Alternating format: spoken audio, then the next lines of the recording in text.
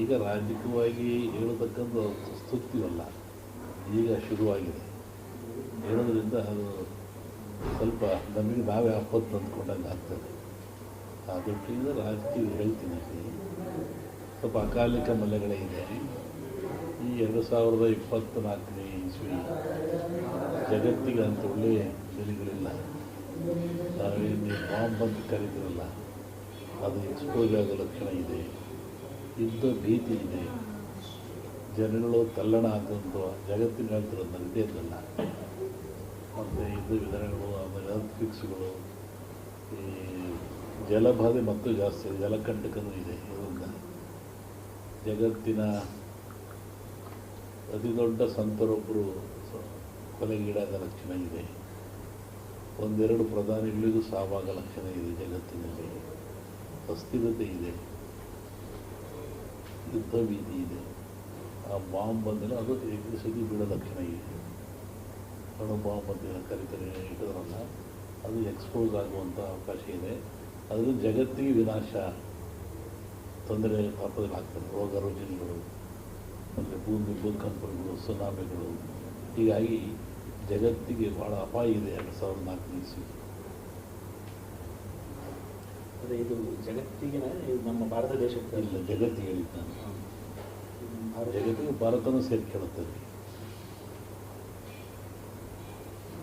ಈಗ ಶ್ರೀರಾಮ ಮಂದಿರದಲ್ಲಿ ಹಿಂದೂಗಳು ಒಂದಾಗಬೇಕಂತೆ ಬೇಜಾವರ ಶ್ರೀಧರ ಅಂತ ಹೇಳಿದ್ರು. ಇಲ್ಲಾಂದ್ರೆ ಮತ್ತು ಮಂದಿರಕ್ಕೆ ಆತಂಕ ಇದೆ ಅಂತ ಹೇಳಿ. ಅದವ್ರು ಒಳ್ಳೇದು ಅನಿಸುತ್ತೆ ನನಗೆ.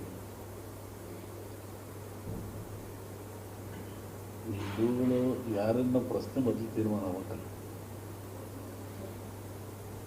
ದೇಶದ ಭಾರತೀಯರೆಲ್ಲ ಒಗ್ಗಟ್ಟರೆ ಎಲ್ಲರಿಗೂ ಒಳ್ಳೇದಾಗ್ತದೆ. ದಶಾವತಾರ ಎಷ್ಟು? ವಿಷ್ಣು ಅವತಾರ ಮಾಡಿದ್ದೆಷ್ಟು? 10. ವಿಷ್ಣುವಿನ ದಶಾವತಾರ 10 ಅವತಾರ. 11 ಆಗಲಿಲ್ಲ. ರೋಗಗಳು ತುತ್ತಾಗ್ತದೆ ಜನರಿಗೆ, ಮತ್ತು ಸಾವು ನೋವುಗಳು ಜಾಸ್ತಿ, ಆಕ್ಸಿಡೆಂಟ್ಗಳು ಇವು ಹೆಚ್ಚಾಗಿದೆ. ಸ್ವಲ್ಪ ಮತೀಯ ಸಮಸ್ಯೆಗಳು ಉದ್ಭವವಾಗಿ ಜನರು ದುಃಖ ಅನುಭವಿಸೋ ಲಕ್ಷಣ ಭಾಳ ಇದೆ. ಇವಾಗ ಹೇಳಿದ್ದು ನೋಡಿ, ಹೇಳಿದ ಹಾಗೆ ಆಗುತ್ತೆ ನಾನು ಹೇಳಿದ್ದೆ. ದೈವದ ಮೊರೆ ಹೋಗ್ಬೇಕ. ಇದು ದೊಡ್ಡ ಆಘಾತ ಇದೆ, ಜಗತ್ತಿಗೆ ಆಘಾತ.